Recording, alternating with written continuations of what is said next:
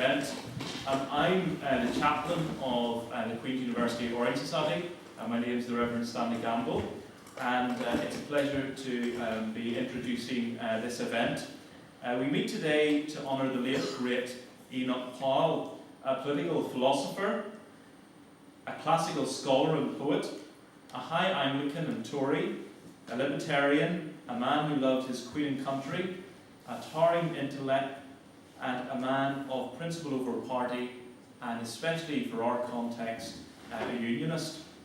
And if there's any doubt in our minds about the usefulness of today's events, or such events, an extract of one of Enoch's many interviews will confirm the truthfulness of the scripture verse, "He being dead, yet speaketh." The interviewer said, "Enoch, you once wrote that no time spent reading history is misspent for a politician. But do not circumstances change beyond all recognition and invalidate the lessons of history? May it not be an error to read the future out of the past?" To which Enoch replied, "It is an error in any case to read the future out of the past, because history is not repeatable. The lessons which we learn about the scientifically measurable and investigable world are applicable because that world is a constant. But history is not a constant. It is an artistic presentation of change and progress, irreversible and unique change. I recently improved upon my dictum about time spent reading history, and I would now say time spent reading biography is not misspent, perhaps because the repeatable element in individual human life is more substantial than the repeatable element in social and national life." So as we look upon the life of Enoch Powell, our time will not be misspent, and I hope we have a very enjoyable and constructive afternoon. It's a great honour that we have the Grand Secretary of the Grand Orange Lodge of Ireland, Drew Nelson, here with us to chair this event. Drew was the official Unionist candidate that succeeded Enoch Powell in South Down. So without further ado, I'll hand over to Drew. Thank you, Stanley. Well, I'd like to welcome everyone here today. Just looking at the audience, a couple of things kind of surprised me. Number one is that there's only one lady present. I thought that would have more balance to the audience. The second one is the number of young people who are here, who were, some of which won't have been born or have been very young children, when Enoch was last here as elected official in the province. And so I think that's a sign of his enduring appeal to people, that there are so many young people here. The other thing that struck me, Ivan was telling me here that he heard about the event on Facebook. So I don't know what Enoch would have made of all this social media I'm hearing about is an event to commemorate and celebrate the 100th anniversary of his birth on Facebook. And although he was someone who I think could see into the future as to how things would likely turn out, I don't know if he could have just anticipated Facebook and some of the other social media. The programme today, I would like to publicly thank John Hiddleston, am I right, for having the foresight to conceive of this event and be well enough organised to have it planned in advance. Thank you, John. So the programme is going to be that John's going to say a few words for a few minutes and tell us how he conceived of this event and why we decided to have it. And then Alex Kane is going to speak about Enoch Powell's initial involvement with us Unionism and some probably of your personal anecdotes, Alex, about working with Enoch. And then Jeffrey Donaldson is going to speak about Enoch's later involvement with us Unionism, and Jeffrey also worked for Enoch and tell us about his time spent with him. So I'll ask John if you would please lead off. Thank you very much, Mr. Chairman. I appreciate you all coming. When I looked at this anniversary, I felt it would be wrong not to honour it. Enoch, he spent a lot of time here, and as I say, I think everybody would say he was one of the great politicians even though he didn't finally succeed in becoming Prime Minister. He was one of the best Prime Ministers we never had, unfortunately. Now, it's just, I've got two great speakers here. I'm glad they're able to make it. And they worked with Powell in his time over in Northern Ireland. I just take a couple of moments to bring us up to that period, because Powell actually had 3 great careers before he even came to Northern Ireland. Any of one of those careers we could look at and envy, really. He was born in a modest household. Both his parents were school teachers. They were studious. They encouraged him to study. They encouraged him to work hard as well. So he had those basics behind him. At school he was a bit of a swot. He may have missed out on some of the things that schoolboys really enjoy, which is a bit sad in some ways. But he was so brainy that he was eventually teaching the teachers, basically. And it was obvious that he would go on to Cambridge, which he did. And he went through his period in Cambridge. Unusually, he actually made a profit. How many of us can say that from university? Because he got so many scholarships, he won so many scholarships, that he was able to make a profit of his time in university. And of course, he became a professor at the age of 25. It's almost unprecedented. I think there was one other occasion. He became a professor at an Australian university, but it was a good Australian university. And he had lined up a professorship at the University of Durham to come back to when war broke out. So he had already made a terrific career in the academic side of things. And then when war broke out, he wanted nothing more than to join up and to get involved in the fighting. He wanted to see action. But unfortunately this proved not to be possible during his time because of his great intelligence, because of his abilities. He was rapidly promoted up through the ranks. He joined as a private, just as an ordinary recruit, and went through the same procedures that any working class man would have going into the army. His first promotion to corporal he was very proud of, but after that he just got taken further and further up, and he served as an intelligence officer in North Africa mostly, and also I think in India during the war. But he provided great support. He was a player in the intelligence field in the war. He reported to Churchill, and he was at a conference with Churchill and Roosevelt in North Africa. So he wasn't just a minor player there either. And he finished the war with the rank of brigadier, which again is almost unprecedented. I think there was one other occasion, I'm not sure, but to finish the war, to start as a private, then up as a brigadier, it's a pretty astonishing career. So that was career number 2. And after that, he decided to go into politics. And he started off with a period in Conservative Central Office as one of the great thinkers and designers of policy.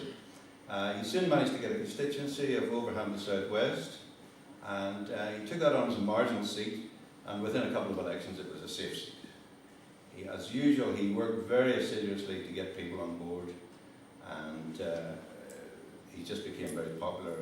Despite the fact that he was always a man who, not a man of the people. He had to struggle really to get down to the level of us ordinary people because of his great intellect. But he got a junior position in the Treasury, and he was one of the 3 who resigned on principle from the Treasury because Macmillan would not control the money supply. And this was in his early days. He was formulating monetarist policy before Milton Friedman ever was heard of, the Nobel Prize winner. And at that time in the Treasury, that was when it was first believed that to control inflation, you need to control the money supply. And he and the Chancellor at the time, Peter Thornycroft, later Lord Thornycroft, resigned on that principle. That was his first resignation on principle. But he couldn't be kept down for long, so eventually Macmillan took him back and he became Minister of Health. And he served, I think, 15 months in the Cabinet as Health Secretary. And during that time he improved the health positions. He closed down a lot of the old asylums. He instituted a 10-year plan for building works for hospitals, an ongoing thing, very important. And he was a very, very useful minister. So at that stage, that was his 3rd career that anybody could be proud of. Macmillan resigned as Prime Minister, and in those days they were right down the years, as you can see. So it was then in 1974, February 1974, the first election, he decided he could not stand under the Heath leadership. He resigned his seat, and that, people would say, led to the Labour government coming in at that time. And then, I think we're nearly up to date then. Between the elections, there were 2 elections in 1974, for those of us who were there and remember, not all of you will be.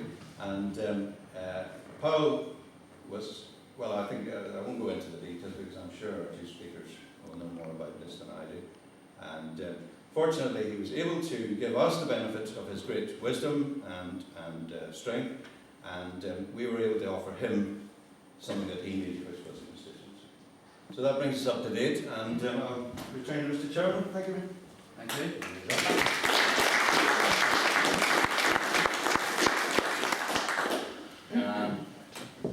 I was born in 1956, so in 1969, when things were getting a bit hot here, I was 13 and just started to take an interest in politics. And I suppose I would characterise the next few years, right through the 70s, as a time of street politics. And that, I think, was my first time that I can remember seeing Enoch was at a rally on parade, and some sort of protest march. I just can't remember what it was, around Dromore. But our next speaker is Alex Kane, who needs no introduction, Ulster's foremost political columnist.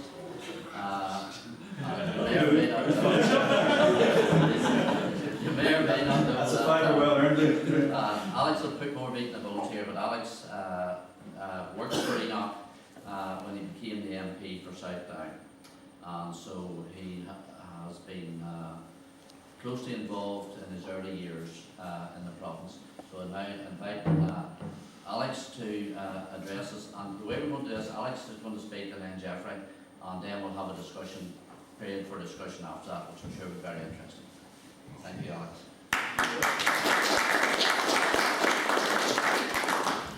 Thank you very much. Thank you very much, Drew, for the kindest words I've heard for a very long time from anyone.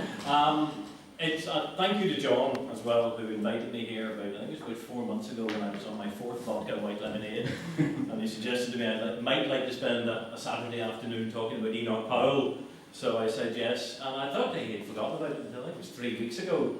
He suddenly reminded me that it was in the diary and I was speaking, so it is. No escape. No escape. It is a pleasure to be here. Although I have to say, if I could be, and there's a slight tangent, and I like tangents, if I could be in almost any other place, I really would love to be at an Ulster Union's executive meeting, which is discussing the subject of gay marriage and homosexuality. And I only say that because I got 2 texts which will show the problem that such an executive is going to have. The first text was from an MLA who has never displayed any signs of irony or humour in his lifetime, who texted me and said, "This executive thing, it's another cock-up, Alex, isn't it?" And that was followed by the deputy chairman of one of our constituency associations who said, "Alex, how exactly are we meant to handle gays?" I just had this terrible feeling. It's one of those moments like you pick what I think could now be called the Austin Lennon option, when you join the party for 24 hours and then leave again. I would really love to just go for that 24 hours to sit in the back of that executive meeting, because I'm sure at some point during that executive meeting, one kindly old gentleman is going to get up from the middle of Fermanagh or somewhere else like that and say, "Mr. Chairman, I have no problem with homosexuals, I just don't want anything pushed down my throat." That is exactly what's going to happen. The whole thing will turn into a complete and utter fuck. But if I could be anywhere else, that's what it would be. Just a tangent. For my generation, and Drew did mention this, I mean, I'm 50, I was born in 55, you're 56, and some of you were a lot younger. But for my generation, our first introduction to Powell was, as John says, the River of Blood speech. Because up until then, and he was nearly 60, people forget about Powell's career. He'd been an MP for some time, but it was only when he was nearly 60 that he came to national attention. And it wasn't the River of Blood speech was actually the second speech. He'd made one a few months earlier, but the River of Blood is the one that really caught most attention. And it divided opinion into 3 basic areas. Those who said he was absolutely right. There was times somebody said it and there were too many foreigners in the country, and hurrah for somebody who had the courage to say it. Then there were others who said he's just a nasty racist, you know, a bigot, and he's using the language, intellectual language, to peddle hatred, and took particular exception to things, and in the line about, you know, grinning pickaninnies, and so on, that he was using some sort of, you know, I am a professor, I'm an intellectual, but it's all right to talk about this, because I'm not a racist. And then the other, if you like, the middle compromise, I suppose, opinion, which was that, yes, he had raised important issues and these things needed to be said, but he was making it much more difficult because of the tone of the language he had used. I mean, and I think John mentioned Facebook, because at the time Enoch made that speech, because there wasn't Facebook or internet or mobile phones or anything like that. He still managed to get hundreds of thousands of people on the streets of London, Birmingham, Manchester and so on, right the way across the United Kingdom. So had there been Facebook and internet, I think Enoch would have been delighted to use it. He pretended to know nothing about it, but he would have been delighted to use it and exploit. Well, he would have left others to do it for him, but he would, and then express shock that so many people. How could they have heard? He would have said, but he would have been. But on the back of that speech, he did become one of the United Kingdom's best known, and according to many polls, most popular. Indeed, I think there was an opinion poll done in the Daily Mail 2002, which asked for the most admired and influential Britons of the past century. I think Enoch came in at like number 42 or something like that, which, you know, 5 years after his death and 30, 40 odd years after that speech, you know, it's quite remarkable that he still has some resonance. But I think in terms of what he said, I think part of what he said resonated with Unionists, not because of the problem with immigration, because there wasn't, but the problem of being a foreigner in your own land.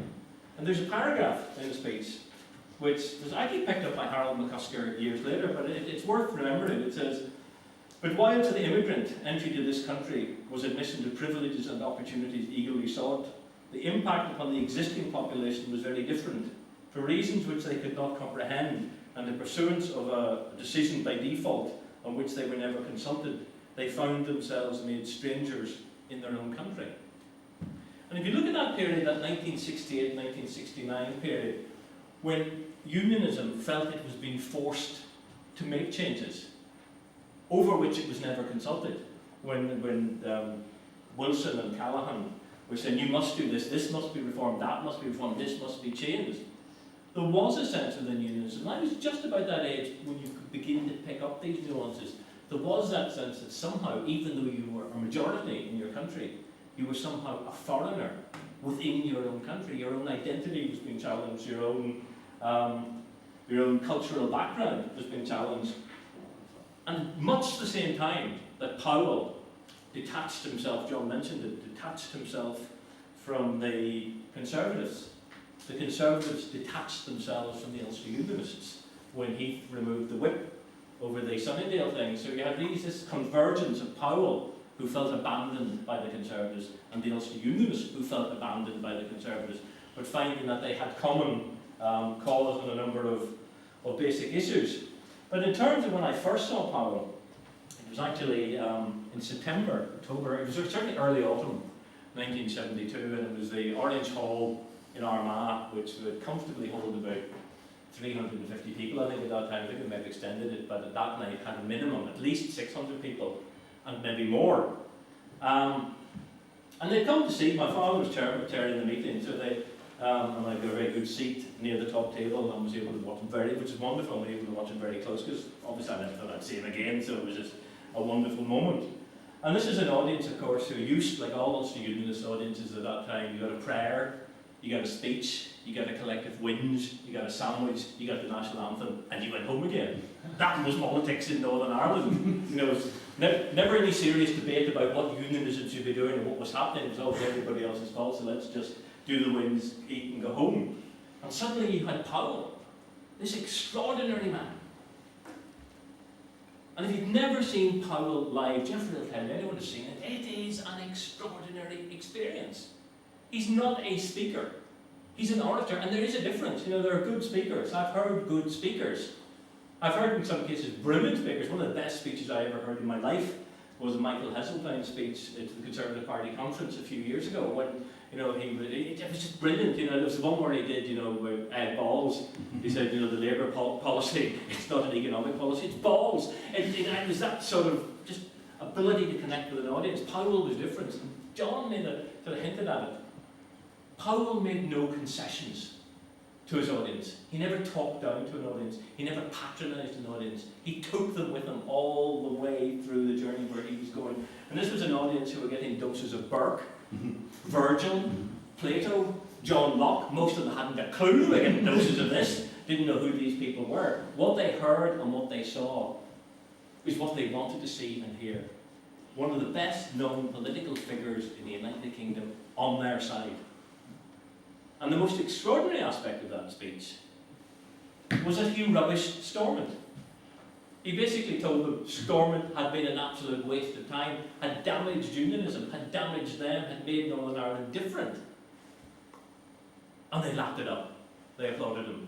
He told them that unionists, I wrote the line down at the time, that unionists, by running their own, ourselves alone parliament in Belfast, had made themselves different from the rest of the United Kingdom. They had brought some other troubles upon themselves. And they still applauded him. They still rose to their feet. I think at least 10 minutes, standing ovation. And that is just the extraordinary nature, because as I noted somewhere else, it takes a truly great orator to earn applause from an audience when he's telling them they've been collectively wrong for 50 years. And it takes a truly great politician to challenge those certainties in the first place. To actually say to them, I'm not here to give you an easy ride, I'm not here to flatter you, I'm actually here to say you've got it wrong. And there has to be some better way of doing this.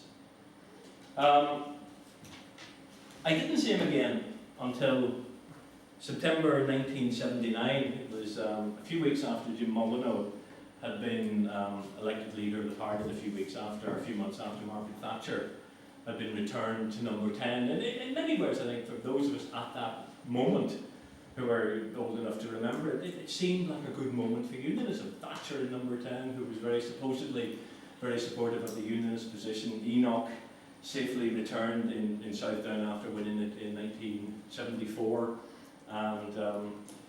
And the Southdown Association had been looking for a constituency agent and organiser, and I'd applied with no great expectation of getting. I think there were 20, 30 other people involved, and I was teaching at the time. And the last interview was the end of August, and they had said, oh, no, Mr. Powell's away. He didn't take part in the interviews. Mr. Powell's away for a while. It'll probably be the beginning of October or very late September before you hear back from him. So I did my second interview, went back home. It was a Friday night. Went back home to the golf club where I usually went for a few jars on a Friday night, and told my friend Jeff to stay for the second interview. We're not going to hear for at least a month. Probably go back to teaching in a week anyway to see how we go on. And I'm going to have to do an impression here, and I'm sorry about this, so you'll have two impressions, you'll have to bear with me. A week later, just after 7 o'clock, I got a phone call at home. I'm just assuming there was somebody going to say, Alex, you want to go for a drink or a game or snooker or something like that. I'll say this is a terrible impression. All my Kerry telling my partner, all my impressions sound exactly the same, including my John Wayne and Margaret Thatcher. So this is it. But anyway, I lifted the phone, and there was about 3 seconds of delay, and said, "Good evening. Could I speak to Mr. Kane? This is Enoch Powell." And I assumed, as you would, that it was just somebody taking the piss about a brutally. So I went, "Oh, yes, media mean dada, President of Uganda. And we are coming for you, Mr. Powell. We are lackeys, I'm coming for you." Then there was a 10-second delay. "Indeed, we find ourselves in a strange circumstance, Mr. President. But could I nonetheless speak to Mr. Kane?" So that was basically my introduction to Enoch. I'm surprised he actually allowed me to have the job after that. Because I said, "Oh yes, this is Alex Kane." "And do you normally treat your guests to false impressions of who's on the other end?" I said, "No, I thought it was just my friends, Enoch and Mr. Powell." very odd friends you have there. So she said, anyway, I'm over I'm in Belfast, and I'm coming to, I'll stop the accent now. If you ever hear my John Wynne, it is exactly the same impression. But anyway, I met him the following on this Saturday. He had just come over, and I met him on the Saturday in, I can't remember the name of the hotel, on the bridge, Jeffrey, towards the end of the town. But anyway, we met there, and we had a long chat, and I ended up accepting the job with him. I say I ended up accepting because it sounded like some good grudge. And it was a wonderful, absolutely wonderful experience, because I've said before, while he did give the impression of the public life, and people said he was a difficult man, he was also an intensely shy man. He wasn't good at the one-to-one small talk. And he did appear to be insular and austere and difficult. But in private life, I think Jeffrey will confirm this, he was wonderful. He had a huge sense of humour. We shared a common cinema, apart from politics and Margaret Thatcher. Cinema is the other great passion of my life. I suppose I throw my partner there just for good measure. We shared a love of the Marx Brothers and of Jacques Tati, Monsieur Hulot's Holiday and things like that. Some people find funny, others just don't. And Laurel and Hardy and Sherlock Holmes and so on. Little touching points like that. And he had a wonderful family life. His wife Pam and the girls would come over now and again. He would go on picnics. And Jeffrey May knows that he was the scariest driver I've ever met in my life. He drove me one evening from Banbridge to Armagh to a dinner. And I have to say, there's fog.